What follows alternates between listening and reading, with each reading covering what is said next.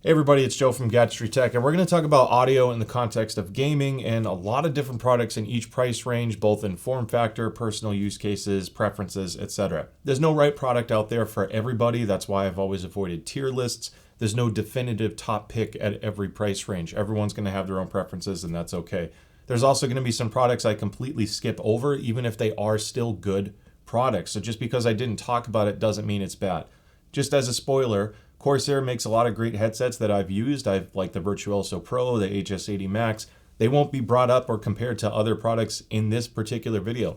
Doesn't mean they're bad, but I'm trying to keep it concise. Now, to take that a step further, spending more money doesn't make you a magically better player either. We can spend more money because we want certain features, certain comfort. Maybe it's purely the design or microphone or battery life. There are reasons to spend more, but if your only reason is to become an esports level player and be better than everyone else, you're not going to get that scalability. A $30 in-ear monitor or IEM could still get you to be just as competitive as a $500 audiophile headphone when it comes to gaming. A lot of the audio cues rely on the game to not suck, and your product is to get the most out of what the game's putting out.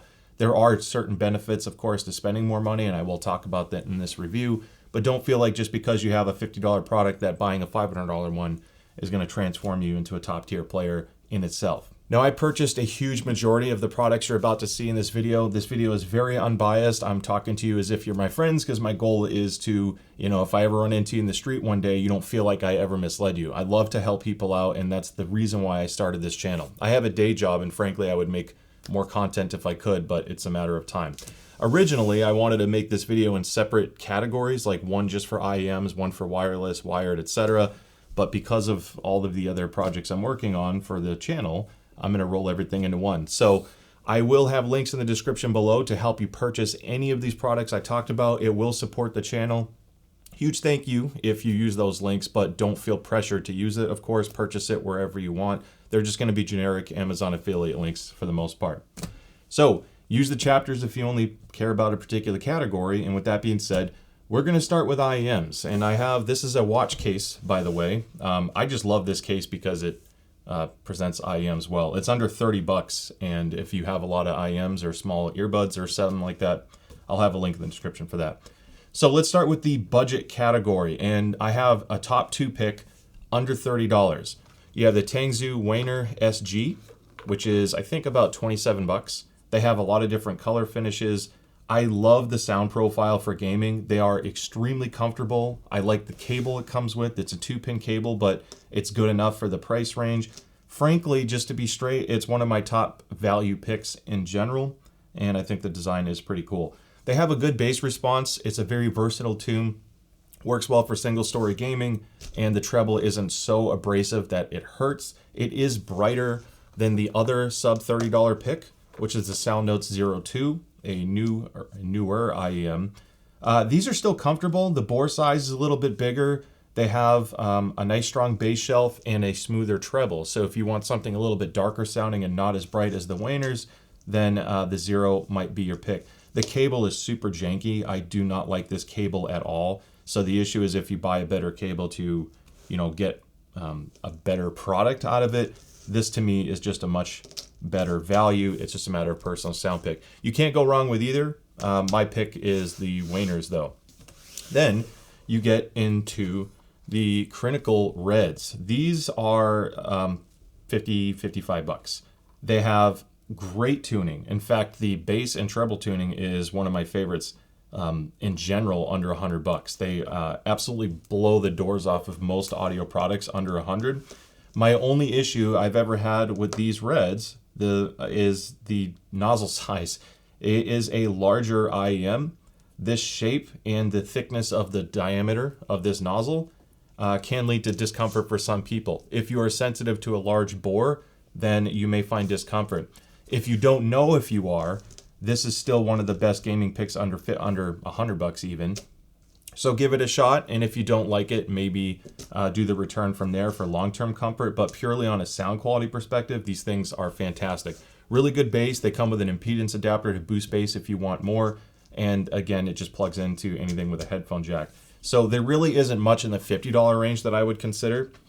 If you spend a little bit more and you go to 80, this has some of the similar issues to the Red as when it comes to bore size. This is the Truthear Hexas. They are $80. Incredible detail retrieval. They are bass light compared to the Reds. So if you want strong bass, go with the Red. If you want it to be more like footstep focused, the Hexas are really tough to beat. Incredibly resolving. Cable is decent. It's lightweight. It's comfortable on the cable side. But again, the bore is a little bit large. So these are going to have similar comfort issues or non-issues depending on your ear. But you would go with the Hexa if you want more detail forward, brighter treble presentation just because the bass is softer. Whereas the Red is a more forgiving tune. I think the Reds are better for immersive gaming and single story, whereas I would go with the Hexa more for FPS. Then you have one of my favorite IEMs in general for gaming, regardless of price, because that whole diminishing return thing I talked about earlier. This is the SimGot EM6L, the Phoenix. I think it's about $120. They just have an incredible sound profile. I love them for all types of gaming. The bass is just right, so I can do immersive gaming. They are insanely competitive for FPS. I hear everything, and the driver arrangement means that you can push a pretty wide variety of EQ to tune it to your needs. To me, this represents the finest line of diminishing returns out there. You're not going to become better going past these in IEMs, in my opinion, especially after EQ. They are incredibly comfortable. They come with a decent wire. It's not a pretty cable. It's kind of almost looks like it's been left out in the sun for a while, like a faded beige look. But when I'm wearing it, I don't care. No microphonics issues, comes with a few tips. And to me, that's one of my favorite IEMs for gaming. Again, that sound profile works for all gaming types. Now, if you like planar magnetic IEMs or you want a planar magnetic IEM, I actually think I do have them out. My top pick for Call of Duty and FPS gaming for a while for planar IEMs was the Basin MT Pros. These are about $200. They have a ridiculous amount of accessories. This is with the Antlion Kimura cable. I'll talk about that after. But I like the Letzhauer, if I mispronounce it, sorry, the S12 Pros more now because it's almost $80 less. These are down to about $120, $130. They have a more natural sound profile. They're less bloated in the upper bass, and the upper mids and treble is more linear, so everything sounds more natural. This is good if you also want to listen to music with it and not just play games. Same thing with the Red and the EM6L. But if you like the planar magnetic openness on the top treble, planars have really good upper treble extension, or I shouldn't say good, but emphasized. So if you want to have more of an open sounding IEM for soundstage, then the S12 to me is my favorite planar pick for the money. The only thing is, as gorgeous as this cable is, it is a little bit of a heavy cable. So if you're sensitive to a little bit of weight on the top of your ear, you might be switching cables anyway, but it's not for the fact that it is not robust enough. The other thing I want to point out, I guess I left it out, is this tip is detachable, and it comes with a 3.5 standard connection, a 4.4 Penacon balance, and a 2.5 balance. So if you're using a higher end audio player, you can benefit from balanced cables. Now, we're going to talk about Harman tuning, and this is the Truthear Nova. Gorgeous IEM. I heard these at CanJam a little less than a year ago. Insanely deep bass. If you play a lot of single story games, I find these incredibly comfortable. In addition to the gorgeous looks, the cable is pretty, but there are some microphonics in the cable. It's kind of like a shoelace material. Some people won't care about that, and you may end up wanting to upgrade the cable if the cable noise bothers you. However, there is an immense amount of sub-bass extension, which for single story gaming is great. This driver arrangement is still very resolving and detailed, so you can still hear subtle footstep cues and all that. So they're perfectly fine for a mixed genre. However, at $150, if you're looking more on the competitive FPS side, again, diminishing returns, I would still go with the EM6L from SimGot. It's a little bit less money, still very comfortable, and I think it's better for FPS. The Novas are better for single story, or if you just want a lot of deep bass. One of my favorite higher end IEMs for gaming is these guys. This is the Kiwi Ear Orchestra Lite. Different color choices again. They look huge. They have a pretty thick shell, but they are absolutely stunning. Immense detail retrieval. Very resolving. You will hear the most subtle details out there, and this sound profile lends itself really well to FPS. They are very seal sensitive, so if you don't get a good seal, there's almost no bass, so make sure you find the right tip. It comes with several in the box. You may have to buy some better tips online. I'll talk about tips at the end here. But if you are okay with spending more money because you are just chasing a great technical performer for gaming, as far as knowing where everything is, really good driver matching, all of that stuff, the Orchestra Lite is more of your next tier up from the SIMGOT EM6L. This is just because I like this IEM so much. I'll be honest with you, the Dusk I reviewed a while back. This is from the latest Critical collab, the Moondrop Dusk. I love the way the bass sounds on this. It's not that it's overly strong bass, but the punch and dynamics to it, it just hits hard. And if you also listen to rock music or things like that, I don't think it gets much better than this from an IEM that I've heard without spending significantly more money. The sound signature, without using the included DAC cable, it comes with 2 wires in the box. This has a USB-C plug on it, which I just attached a lightning adapter to it so I can just attach it to my phone. If you don't want to use USB-C, the included cable that's analog is a little bit janky as well. It's kind of a cheap cable for a $400 IEM, but that sound signature actually works really well for gaming, so it's not like you have to use DSP for gaming. You're not going to get a better gaming performance as far as like competitiveness goes compared to the Kiwi Ears Orchestra or the SIMGOT EM6L. It doesn't feel any more competitive. Where it shines more is on the music side. If you're looking for dynamics and punch, it's just a great performer for music. Now I'm pretty much going to cut it off with IEMs at the $600 price range. This is the new IO Audio Volare. It has a great cable. The unboxing experience is like nothing I've ever seen. Detachable tips to plug into balanced or non-balanced. A very comfortable shell.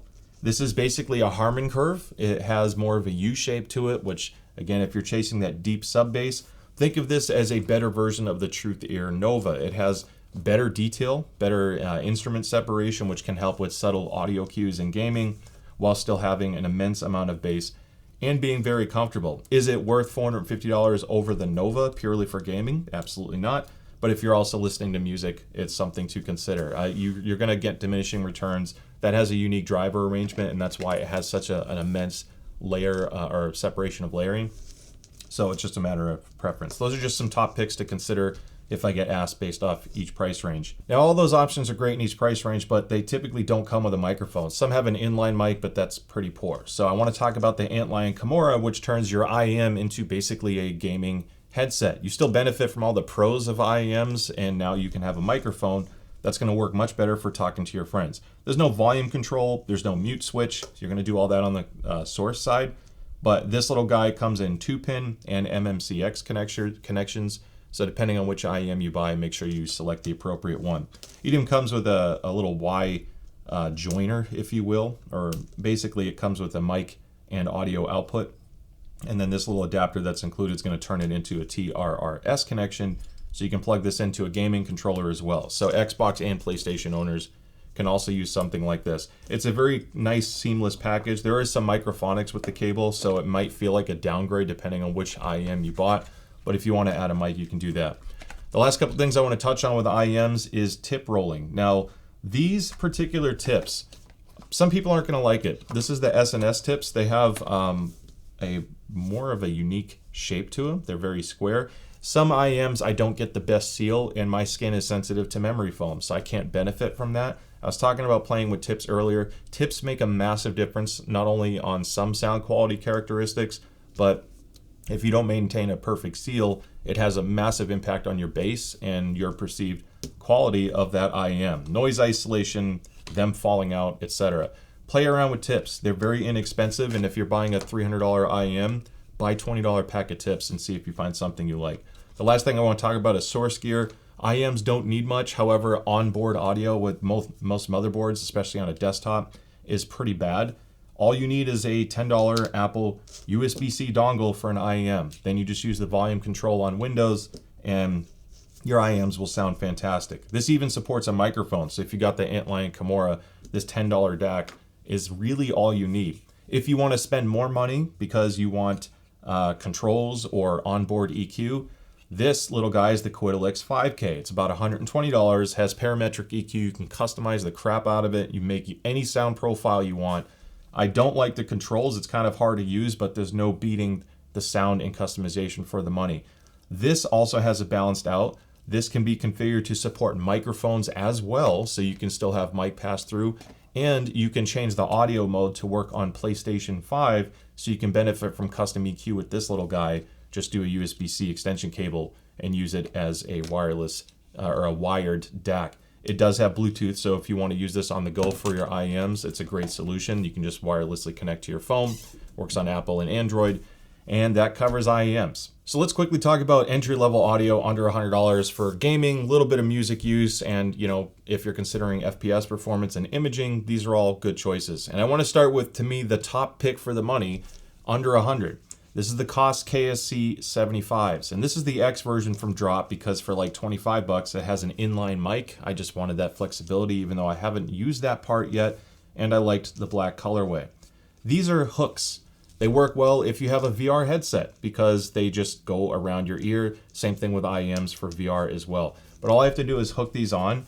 I can tell you right now, for 20 to 25 bucks, you're not going to get a better soundstagey experience as long as you don't need the noise isolation. Some people, this is all twisted, but some people want to hear their environment while they play. Some people want to block that out. Noise isolation is a very important thing to consider. These are very open, but they sound incredible for gaming. So if you don't have a lot of background noise to worry about, even if you already have a good audio solution you like, this is something worth picking up. They're just incredible. Hell, even the more expensive Porta Pros are a great option as well. Their stuff looks cheap, it feels cheap, but they are fairly durable, and frankly, the value is out of this world for sound versus cost. If you're looking for a sub $50 headset with a mic, then it's really hard to beat the HyperX Clouds. This is the Cloud X, which has sold on Amazon for $35. Has mic control, decent mic. It has a switch to mute the mic, volume control. It's still rather comfortable. There is a pad on the inside baffle, even though the pads aren't deep. The sound profile is good enough, and let's be real, it's under $50 for gaming, so you can't have too high of an expectation, but I think this is about as good as you should expect, and it performs really well. It's still good for FPS gaming. I liked the Lenovo Legion, I think it's like the H200 or something. That's not bad, but with this price drop, it's hard to recommend the Lenovo. This will just last much longer. Then you have the SteelSeries Nova 1. I really like the sound profile of this. They are insanely comfortable. So for a budget headset, this varies on price. It goes on sale sometimes. Has a retractable microphone. They're both analog, so they work on PC. There's no DAC included, but they work on controllers as well. So PlayStation and Xbox can benefit from all of these. This is just a great choice. It's a more modern take on a headset. I like the volume controls. And again, comfort is huge. They're both going to be just as competitive for FPS. There's really no benefit over the other, maybe just design or comfort. Honorable mentions to these. This is the Beyerdynamic Beyerdynamic MMX 100. It's $60 from a German audiophile brand. And the comfort, while I admit, is not as good as these two because it's leather and the pads are rather shallow. They're also round. I still don't mind the comfort. Noise isolation is quite good, so if you have a noisy computer, then I would go with this or HyperX. Microphone's okay. I've seen reviews of these not holding up as well over time. Mine is new, so I can't speak to the durability, but from a sound quality perspective, I really like the way this is tuned out of the box. It sounds good for music and great for gaming, especially if you like a little bit of a bass shelf for immersion. If you don't need a mic, there aren't really a lot of good sub-$100 headphones. I tried the Philips SHP 9500s, wasn't a huge fan of those. I had some issues with mine as well. But this is the FiiO JT1, which sells for I think like 60 to 70 bucks. The sound is immensely fun on this. The bass is great. It's still really clear. It's extremely comfortable. Detachable cable. The cable that's included doesn't belong on a cheap headphone, in my opinion. But if you don't need a mic and you just want something comfy, this is great for both FPS and casual gaming. These choices are all going to be pretty comparable to each other. It's just a matter of preference. Now, stepping up into the mid-tier wired on-ear stuff, there's a lot of choices out there, and frankly, once you start spending more money, they're going to be very comparable in gaming performance. So I want to start with some basics. By far the best choice, most commonly recommended choice under $200 for gaming if you need a microphone is the Drop PC38X. Now, this is an open back, so there's no sound isolation. People can hear what you're hearing. If you're in a quiet room and you play your stuff loud, people around you will hear it. If you have a PC fan that's always spinning and it makes a lot of noise, that's going to bleed into this as well. Now, some people want to hear the surroundings. If you're chasing footstep sounds, noise isolation is incredibly important. Even though I love open backs for their sound characteristics, they typically sound better to me. If you're competing with fan noise, all of that sound doesn't matter in a game if you can't hear the quiet footsteps sneaking up on you over a 4090 fan spinning away. So keep that in mind. Now this has a flip to mute mic. It has a volume control on this side. It's really well made, detachable cable. Clamp force is a little bit on the tighter side, but the sound quality of this is just fantastic. And if it ever goes on sale, it's a great deal. EPOS is no more. This is really sad for me to say, because even though this is not as good of a gaming headset as the PC38X, the H6 Pro Open Acoustic was just more comfortable to me. The clamp force wasn't as tight. I liked that the microphone was detachable. Otherwise, it's a very similar product, similar bass performance, a little bit more bass on this. The upper mid-range and treble is not as good as the PC38X. This is better out of the box, but I could just wear the H6 Pro Open longer. So with the sale price, to me, this is a better value right now because it's discontinued. Again, no idea what the support's gonna be like, but you can get these for like 120 bucks. That is an absolute steal for how good those sound, how good the mic is, how well they're made. If you do not, well, I'll touch on the VZR in a moment, but the EPOS H6 Pro also comes in a closeback version. This is a bass monster, but it still sounds great. The upper mid-range and treble is tuned really well. If you want noise isolation and you want like a German brand to have good build quality and the mic and all that other stuff I talked about, the H6 Pro closeback is a good option. XTRFI is another runner-up because this comes with a USB DAC, so it has everything you need in the box to play on PC. Works on Xbox and PlayStation. It's a really good closeback for first-person shooters. The sound signature is a little bit more V-shaped, so it's kind of aggressive. But overall, I actually liked what they did with this. It's like they took the HyperX Cloud series and just made it better in pretty much every single way. So the closeback options are great. If you want to go on the high-end closeback, you have the VZR Model 1, which, spoiler alert, new pads coming. I'll be talking about that soon. These guys are over $300. They are insanely comfortable, great noise isolation, no volume control on it, so it makes it a little bit harder for console. Just keep that in mind for adjusting it. FPS performance is incredible. The imaging is pretty much as good as it gets for any wired product. The only downside is the stock audio tuning out of the box might not be for everybody. Even with the new pad, there's some mid-bass bloat. So I EQ it no matter what, but the new hybrid pad coming out is going to be an upgrade option. And to me, it makes it even more comfortable. I can wear them forever. And with EQ, to me, it's one of the best closeback gaming experiences you can get right now. If you don't need a microphone and you want to spend about 200 bucks or just under 200 bucks, the common picks are the HD560S from Sennheiser, and the other option is the Beyerdynamic Tiger 300R. This is the better product of the two. People will like the 560S more. It sounds better. It's a little bit more clear and resolving. There's better detail separation. Not by much, but it is a little bit better. My only issue with the 560S, again, personally, is the clamp force is tight, and the way it puts pressure on my head apparently is what I'm sensitive to. I have a little bit of pressure just above the backs of my ear, right here. I can't wear them as long, even though I do like the sound better. The Tiger 300R is another open back, and I put it on backwards. To me, I can just wear these longer. They still have a really fun sound profile. The upper treble is nice and airy, so they stage well, and there's a nice little bass shelf. So they're a really fun headphone to listen to. Personally, these are better for FPS as far as the sound signature goes out of the box, but the HD6XX, if you live in the US, is $200. That is a superior headphone for music compared to both of these. It has in just the best mid-range you'll ever hear under 200 bucks. They're more comfortable. They have better detail retrieval. If you're listening to music on it, the only downside is the sound signature is a little bit flat and dull for some, so they won't sound as like punchy and open as a 560S. They sound dull in comparison for gaming, but they are better for music. Now, when you get into high-end audio, it just gets ridiculous. Almost everything is going to work well for gaming. Again, we're talking about the game audio engine, and I'm not going to get into too much detail with all these. I'm going to highlight some things here.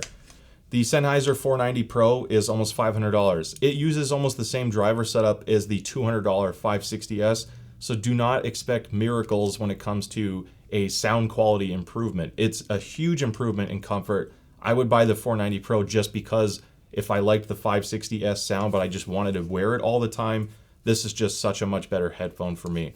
Is it worth the double the price over that? No, not in my opinion, but it is an excellent option to consider, especially if you also listen to music and frankly, you just wear them for a long period of time. Now, the issue is once you start spending almost $500, there are other headphones that will just do a very different sound presentation. You have the Beyerdynamic 1990 Pros, the DT 1990 Pros. This, aside from the 8K treble peak, is built like a tank. It has really, honestly, a really good sound signature. It doesn't sound as resolving or clear as some other headphones in this price range. Everything sounds more stunted and smooth over, minus the treble peak. But if you want a premium feeling headphone that's going to outlast you, aside from just occasional pad swaps, this is a really good long-term pick. I can say with pretty high confidence that's going to last a long time and not give you any issues. At that $500 price range, frankly, you're going to have a ton of choices. You have the HiFiMan Edition XS, which is going to be the most detailed headphone here under $500. If you're looking for ultimate sound resolution and a little bit of brightness, the HiFiMan Edition XS is there. Now, it fits large on my head. It's not the best for smaller heads. The only reason why I brought out the Ananda, because this is basically $100 more, the new Ananda Nano, and it has the Sundara style headband. So to me, it's more comfortable. I would prefer the Ananda over this from a retail point, but with this having a price drop, you're not getting a significant enough sound quality increase for gaming. This is a better value. For music, I do like the Ananda more. Now, the Odyssey MM100, I just want to do an honorable mention. At $400, it has a pretty safe tune. It doesn't sound fantastic for any particular thing, but it does handle EQ well. The detachable 3.5s means you can buy some microphone solution online, which the HiFiMan have as well. But it's built well. It's kind of like an Odyssey Maxwell, but an open back version for more money, and the sound signature may not be as good as the Maxwell. That's because this is purely analog. But if you like the idea of an open back and already have a Maxwell, then the MM100 is a logical choice. Now, if you need sound isolation and you want to spend higher money, AceZone is usually the higher pick I would recommend. They have the best noise cancellation on the market. This is the Aspire, which is over $300, but it has an analog connection and a USB DAC, which works on PlayStation. The USB cable is better suited on PC, in my opinion. It's foldable, it's good for travel, does not feel like a very expensive headphone in my opinion. I think it could have felt a little bit better. It's kind of creaky, but the sound quality of this is excellent. It uses onboard electronics or DSP to improve the sound, and it's focused more for games like Apex Legends and CSGO. So if you're a competitive player and noise is an issue, the Aspire is a great choice. The Arise is $800, and it's like wearing protective headwear to go to a shooting range. This clamp force is absolutely insane. I almost can't hear myself talk, and the active noise cancellation is not even on yet. If you are playing in an actual tournament, esports event where people are talking and really loud, then the Arise is going to be the only one that really gets rid of all of that. Even the microphone tech will get rid of all of that noise as well. Going the opposite direction is the Odyssey LCD GX, an $800 audiophile headphone that's similar driver characteristics to the LCD X, which is $1,200. So this is less money. It doesn't have the same bass texture as the more expensive LCD-X, and it's definitely brighter on the treble. If you want just a really expensive open back headset that comes with the mic, everything kind of built in, the GX is kind of in its own price category. I do like this headphone. The pads are an improvement as well. I can wear this for a long period of time. Is it going to make you a massively better player? No, but if you want something that with EQ can be great for music, open back, the planar characteristics of speed and bass texture and all that, it's a good headphone.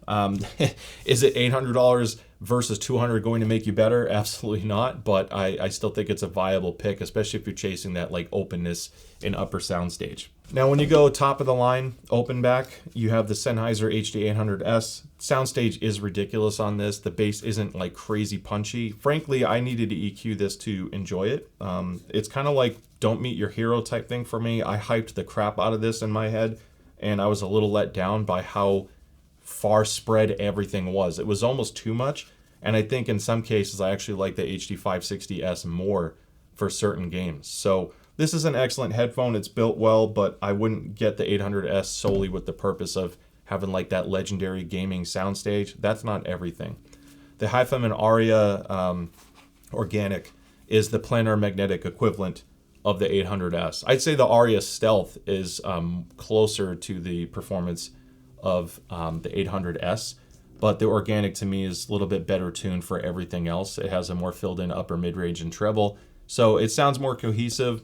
I really like this one, to be honest. It takes EQ really well, and if anything, even though it may not be built as well as the 800S, I almost like the flexibility I get with the Aria Organic more. So prices get crazy at this point. They're all going to be great for gaming. Even the Meze Lyric, if you need a closeback for $2,000, the Meze Lyric 2 or the Dan Clark E3 is a good option, but it's obviously going to be great. So just a matter of what you want to spend. Now, when you get into reasonably affordable wireless headsets that frankly don't suck, there's some great options to consider, and they're usually in the $100 to $200 range as far as bang for your buck goes. So I want to start with some basics. I was going to leave this one out, but it's just because the value is so good. This is the Razer Hyperspeed. It's the Black Shark Hyperspeed, which is like $120, and it's crazy comfortable. The microphone's almost as good as the $200 Black Shark B2 Pro, the 2023 edition. It's just such an amazing headset for the money, and it has Bluetooth. It has onboard EQ, and with the firmware updates, they greatly improved it. So from a comfort standpoint, this is a great choice. It's a bass-heavy headphone or headset, so if you want more of like the esports footsteps performance, it's not going to be the best choice here. Now, where it gets confusing, the Black Shark V2 Pro is a better headset overall, but to me, it's not $80 better than the Hyperspeed now that they fixed the firmware. This is still a great option. I can wear it forever, and when I put the Wicked Cushion Freeze pad, it got rid of the scratchiness. You can hear the difference. I think the pad upgrade makes it an even better option, which puts you at like the $230 range. The issue is it's outgunned from a feature standpoint from a lot of other options. But if you're chasing comfort with a great mic, this is a better single player story headset. HyperX Cloud 3, another honorable mention, immense battery life, 120 hours, no Bluetooth, no onboard EQ, really basic headset, but it's tuned well. So if you do a mix of single story, FPS gaming, and you want to watch movies and listen to music, the Cloud 3 is to me one of the best sub $200 headsets to buy. I think they knocked it out of the park from a tuning perspective, and even the comfort was improved. The pads are a little bit deeper than the old Clouds, so it's a good choice for just general purpose if you're not chasing a bunch of features. Now, we get to me the best two options under $200 overall, and that is the Pulse Elite from the PlayStation division, $150. Really bright treble, not a lot of bass. If you're a bass chaser, any of these others will be a better headset here. But at $150, if you're only chasing like ultimate detail retrieval for footsteps and positional accuracy, I was blown away at how much I could hear with these. They have a very unique use case, comfort and style, not really one of them, but from a competitive standpoint, there's no denying that at $150, that's a pretty miraculous headset. Now, my top choice under $200 for wireless is still the Nova 7X in particular, especially if you have an Xbox. It works wirelessly on Xbox. It has a stupid amount of features. Simultaneous Bluetooth. This works wirelessly on PlayStation, Xbox, PC, and mobile, and Nintendo Switch with an analog fallback. So you can use a 3.5 connection to use it as a passive headphone. Detachable retractable microphone. Again, I put Wicked Cushion Freeze pads just to open it up a little bit because the stock pads are a little small for me.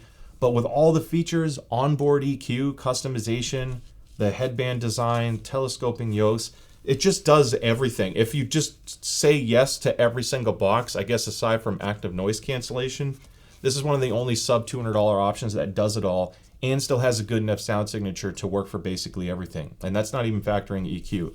So for me, this is the top pick if you just want it all. Now, when you get into high-end wireless, yeah, you're gonna have a good headset. It's gonna be great for gaming, and a lot of these just have different features and reasons to consider it for that, more so than just one being a better performer for gaming.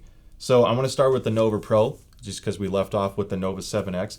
This is basically a better version of the Nova 7X. It's not, to me, worth twice the price purely on sound quality performance, but it is a better headphone or headset.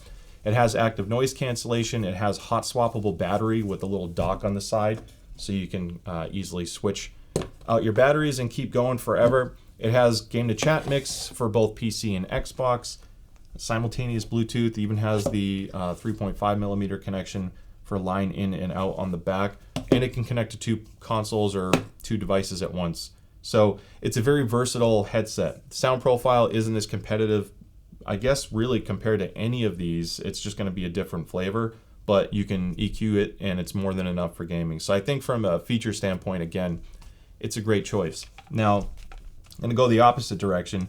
The Master and Dynamic MG20. This thing is slept on. At retail price, it's expensive, $400+, but it does go on sale sometimes. It uses real leather pads, beryllium drivers, kind of like what's found on the $1,000 plus Focal headphones. The sound quality of this is incredible. It is the best sounding wireless headset I've ever reviewed that is not the Maxwell. So this was kind of skipped over, I think, because the feature set was so basic. If you just want something really comfortable that works well for music and gaming, this is a great pick still, and especially if you can get it on sale. It works with analog on Xbox if you use the included cable. Otherwise, it works wirelessly on PC and your computer. Latency is okay. The adapter is just a little bit higher latency than most of the other options, but I was still competitive on it, especially because it was so comfy and sounded as good as it did. The Maxwell is still the reigning champ here for overall sound quality on a wireless headset. It uses planar magnetic drivers, and it's tuned to perfection. It takes EQ extremely well. The feature set is great as well. 80-hour battery, game to chat mix on PC and Xbox, and on the PC side, it's presented as two devices, so it's very easy to control. Lots of new pads coming out for it. I have a whole pad video coming out on the Maxwell and within the next week, and I'm going to talk about how that improves or changes sound quality and comfort. But if you're just chasing the best possible sound quality and you want wireless and still a decent amount of features, the Maxwell is still the top pick. Turtle Beach Style Pro, active noise cancellation, simultaneous Bluetooth, swappable batteries as well with a little dock transmitter. Works on PlayStation, Xbox, and PC. It is pretty comfortable. It's not as comfortable as some of the others here. The microphone's okay, not the best mic. The software's okay, but it does have onboard EQ, which is great for console. The big kicker with this is it's just so good for FPS gaming. If you want like a more bass punchy version of the Pulse Elite, just better sound quality overall, but you still want really good footstep tracking, this was the best one I've used in this price range for that. Now, I'm not a fan of the controls. I don't like that to do game to chat mix. You have to press and hold the action button to use the same wheel that's used for volume. That is the biggest kicker for me, is when you're spending this much, I like fast and easy to use game to chat mix. That's the only thing really holding back the Stealth Pro for me. Clamp force is a little bit stronger than some of the others, so if you're sensitive to pressure, that's something to consider as well. Then lastly, the Astro A50X, a truly unique headset because it's almost $400. It's the only one that has an HDMI switch box on it. And the benefit of this, the reason why I wanted to bring this up, is because it gives you game to chat mix on PlayStation thanks to the HDMI connection. It's a bit more temperamental to set up. You have to make some changes to your HDMI. It does affect or impact how your TV or receiver and soundbar handle HDMI audio. But the microphone is best in class. The controls are best in class. You have a volume wheel and then tapping forward and back for game to chat mix on all three platforms. It connects to all three platforms simultaneously. It has simultaneous Bluetooth, but your phone pairs to the dock. So you can't just go walk around the house with this with your phone. Your phone's going to the dock and then the dock's back to the headset. It's not perfect. The firmware is kind of weird. The Logitech G Hub software we all know is not the best, but it's at least working okay with the A50X. I would get this if you just want something comfy enough to use all day for work, because of that microphone is so good for conference calls and chat. And then the controls are great. If you just have a lot of platforms and you want one box for everything, the A50X is unique. Sound profile is kind of bass forward and dark on the treble. It uses graphene drivers, so it handles EQ well, but not as detail forward as any of the others here. It definitely sounds darker and more laid back. We can EQ it, but that's how it is out of the box. Now, I talked about a lot of analog headsets, which if you're just plugging into a computer, frankly, you're holding a lot of it back. Now, you can just get an Apple dongle, like I said, for $10, and that'll still be a big improvement. If you want more features, well, this is a quick roundup of suggestions. The G6 from Creative. It's still an awesome DAC. It's old now. It uses micro USB. The controls are, it's okay. Nothing is excellent. You can press it in for a game to chat. But my thing with this is it has a low output impedance and onboard EQ, so it's a fun little unit if you want a volume knob. because this is one of the cheaper solutions out there that give you an easy to use volume with separate mic and headphone out connections. So, and with the low impedance, it works really well with IEMs. Admittedly, I use this more literally just for the controls. This is the GC7, also over $100, but you have a master volume wheel and a game to chat volume. This works with anything with a headphone jack. You have a combo port, so this guy is TRRS, so if you have a single connection, you can use that, or if you have something that splits it, you can do that as well. You have assignable presets, you can adjust bass and treble on the fly, in addition to a 10-band EQ. Has optical in and out, a gain switch, a line out to connect to passive or powered speakers, and then a mobile switch to work on console for PlayStation Mobile to turn it into an adapter for like an Android device. I just like it for the controls. It doesn't sound as good. The output impedance is closer to 10 ohms, and what that means is if you have an IEM like that Truthier Red from Crin, that will have more bass when connected to this. It won't sound as good to me. It'll sound a little bit muddier, so you can always EQ some of that down. This is the better sounding of the two, but I don't really care because when it comes to gaming, I talk about controls. I want to be able to fade to game when I'm in Gulag for Call of Duty, for example, and fade to voice if the game is noisy and I want to hear my friends. With the onboard EQ, it's a lot of fun. If you don't need a mic, the FiiO K11, this is a great unit for about 120. Again, it's incredibly clean. It's a digital gain volume wheel or digital volume adjustment. So there's no channel imbalance issues. This is excellent for IEMs and headphones. It doesn't have any microphone support, but it does have a 4.4 balance connection. And on the back, you have your analog out to connect to a more powerful amp if you want. It's just a really clean, great performing DAC for 120 bucks. It powers everything. If you need microphone support, this is the Schiit Hel 2 Plus, a new version. I actually have the regular Hel 2 here. I have the Plus as well, but the Plus adds a negative gain switch, which again is better for IEMs. Big old volume wheel, microphone adjustment. They have something called the Fulla, which is 100, but at that price, I would just rather get the Hel. It's a better unit. So this works on PlayStation as well. If you just want a lot of power and you want microphone support, this is something to use more for like the LCD GX from Odyssey or the VZR Model 1. It's just, it makes those sound better and you still get the microphone functionality. Honorable mention to the Creative X5. To me, it's a really weird product. It does have microphone support, but there's no game to chat mix, which kind of sucks. So it's kind of like basically a less powerful version of the Hel 2 for more money, but it does give you the ability to mix in Bluetooth and optical so you can combine sources, and it has the ability to do onboard EQ. So if you want some more adjustments on the unit itself, that's when you would go with the X5. So that wraps up this very long video. If you made it to the end, huge thank you, and that's why we use chapters. But I hope this was helpful to serve as a basic entry-level guide just to see how some models stack up. There's just frankly too many things out there to consider, and I've reviewed a lot of these in depth, so search my channel if you want to learn more about any particular product here. Use the comments below if you have particular questions. We also have a Discord server that's also in the description below, as well as a link to my measurement database where you can compare a lot of these models' sound profiles to each other to see if you like one over the other. Maybe you have one and you want to see how another one sounds in comparison. All these tools are designed to help you at least get a good starting point. So I just wanted to do a quick overview. Hopefully it gives you something to think about. Thank you so much for watching. Don't forget to hit that like and subscribe button. I'd love to see you in some future videos. With that being said, I'll see you next time.